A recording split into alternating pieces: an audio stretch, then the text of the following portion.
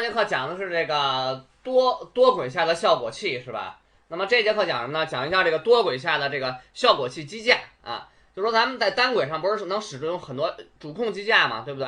还记不记得？哎，咱们在单轨上面，比如说这个上面，咱们可以在效果里面使用主控机架。主控机架里面你可以放一些这些效果，哎，你调好了之后一确定就 OK 了，对吧？那么在多轨这个的时候呢，也能加一些效果器。那么在哪儿呢？哎，你可以注意到在这个单轨的这个旁边，这个是基本模式，对吧？后边是效果器模式。哎，你可以加一些效果器，加什么效果器呢？哎，首先呢，咱们可以加一个什么效果器？那咱们先听一下这个原始效果，好吧？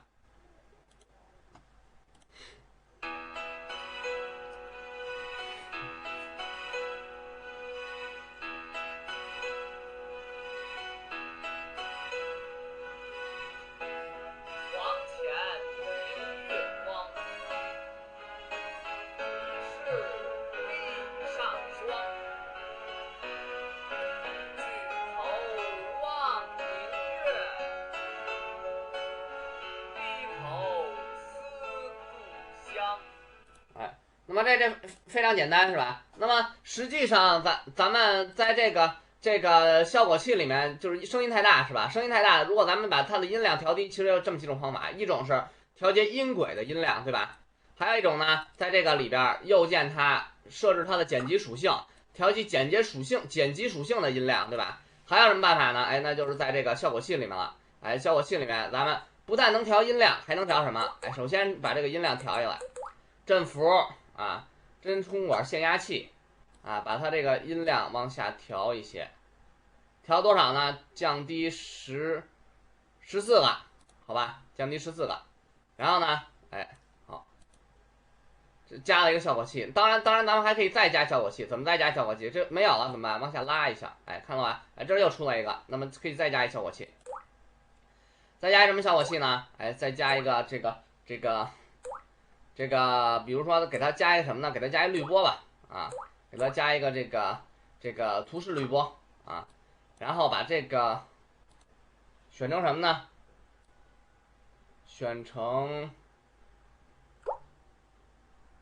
这个吉他啊，把这个左右调一下，这基本就这样，哎，把这个中间这块降一下，好，就给它加一效果器。那么底下这个呢是人的声音，上面是音乐的声音，底下这是人的声音，人的声音也可以加一些效果器。人的声音太小了怎么办？加一个什么效果器？加一个这个振幅啊，这个放大效果器，放大多少呢？放大3分贝就可以，放大6分贝吧。好，再给它加一个效果器，加一个什么效果器？哎，还是看不见，还得往下拉一点。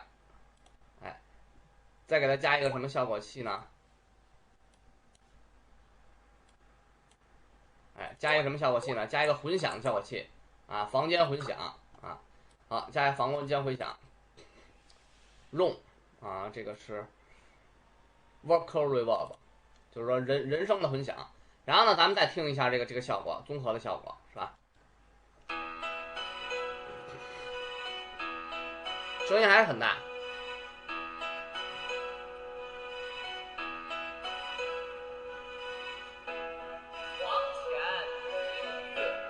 哎，那么这说这个音乐还是很大，怎么办？调这个真空管限压器它的效果，双击它进来了之后还得往下压是吧？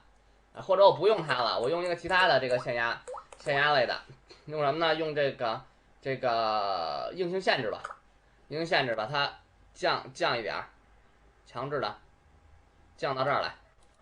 好，然后咱们再听一下，这声音是不是很明显一下降下来了？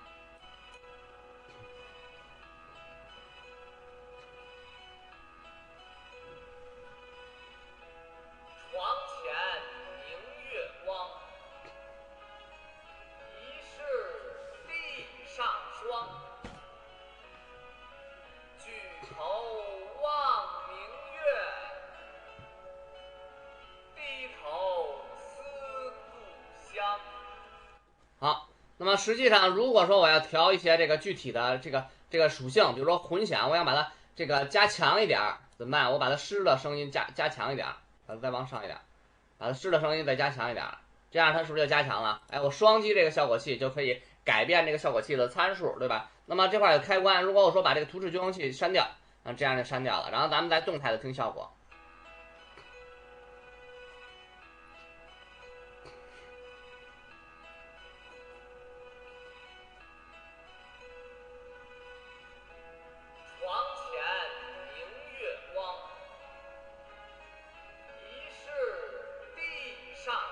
如果我要把效果器做的很明显，比如说这图示效果器，我想把这个高频的整个减掉，是吧？整个减掉，然后就留中低频的，然后呢，哎，把这个混响把它我看一下它的属性，把它混响这个明显的调的特别明显。那么现在的效果器就是这个伴奏音乐它是完全的没有高音部分，然后这个混响也非常的强烈，咱们听一下，咚咚咚咚。